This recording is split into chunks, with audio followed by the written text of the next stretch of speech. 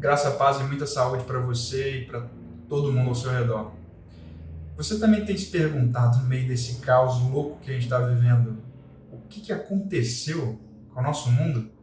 Bom, de acordo com a perspectiva bíblica, tudo começou literalmente num completo caos. A terra era sem forma e vazia, ou seja, não tinha vida. E é aí que Deus entra em cena. A Bíblia não se preocupa em dizer de onde que ele vem, o que ele estava fazendo, se o cabelo dele era azul. Não fala nada, a não ser de que ele chegou e criou. Deus vem e cria. Ele é o que ele faz. E ele cria através da sua voz. Quando ele começa a falar, as coisas tomam forma e tudo aquilo que obedece ao seu comando torna a existir, a ser vivo. Quando a gente chega no sexto dia, Deus decide criar a humanidade. Ele faz homem e mulher à sua imagem e semelhança. Bom, a gente vai perceber o que significa melhor essa questão de imagem e semelhança quando a gente chega no capítulo 2 de Gênesis.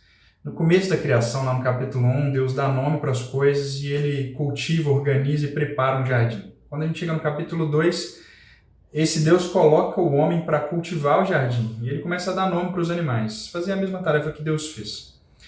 Quando a gente chega no capítulo 2, a gente também descobre que ele descreve a mulher como uma auxiliadora como igual. Ele usa a expressão hebraica Ezer Kenegdo. E a expressão Ezer, ela é usada especialmente para Deus na grande maioria dos textos onde ela aparece no Antigo Testamento. É uma expressão que significa ajuda, que não tem nada a ver com qualquer ideia pejorativa que possa carregar no sentido em português. Para a Bíblia, quem ajuda é quem salva. É quem socorre quando você não pode fazer nada por você mesmo. E assim como o homem foi colocado em paralelo com Deus, fazendo aquilo que Deus faz, a mulher da mesma forma. Ela é colocada em paralelo com Deus, fazendo aquilo que Deus faz. A mulher, ela é literalmente a expressão da salvação na Bíblia. Uma vez que tudo que Deus cria é por meio da palavra, um princípio claro e importante que já aparece é que a palavra de Deus é vida, gera vida. E é por isso que também no capítulo 2, a gente lê que Deus disse para Adão, quando colocou ele no jardim, que ele podia comer de tudo que ele quisesse. Deus tinha dado já essas dádivas, mas tinha uma árvore que ele não podia comer.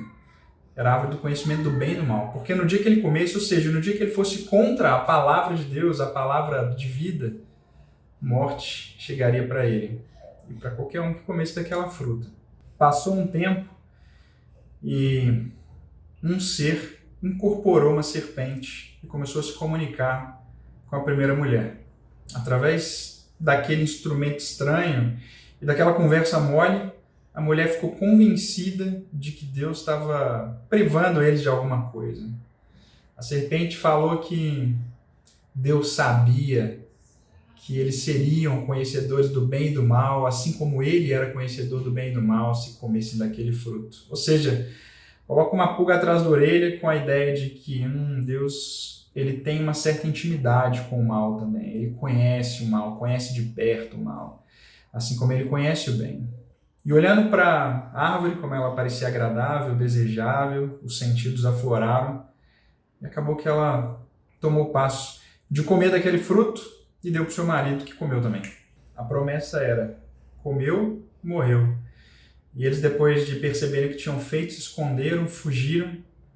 E depois de uma conversa estranha, começaram a perceber que Deus falava que a mulher ia ter dor de parto, o relacionamento dela com o homem ia ficar estranho, ia ser conflituoso, o homem ia ter dificuldade para cultivar a terra. Que papo é esse?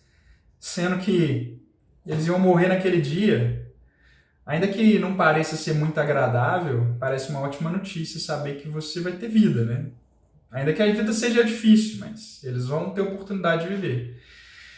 E a promessa de morte que eles esperavam ser cumprida na vida deles mudou de morte para vida. Deus prometeu que por meio da mulher viria uma semente, um descendente, que ia esmagar a cabeça da serpente. E poria fim a tudo aquilo que começou agora, naquele momento, a destruir tudo. E ele manifestou isso concretamente através de vesti-los com peles de animais. O que o animal tinha a ver com isso? Nada. Mas ele se sacrificou para cobrir a vergonha do primeiro casal. Eles estavam nus e envergonhados, com medo. E foi só quando Deus, Ele mesmo, sacrificou um animal inocente e vestiu os seres humanos, a promessa que eles estavam esperando de receber a morte se transformou em promessa de vida.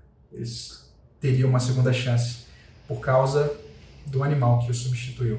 A promessa de vida foi tão clara que Adão deu nome para sua mulher de Eva, que significa literalmente vida. A promessa de vida através da mulher é a base da aliança eterna de Deus com a humanidade.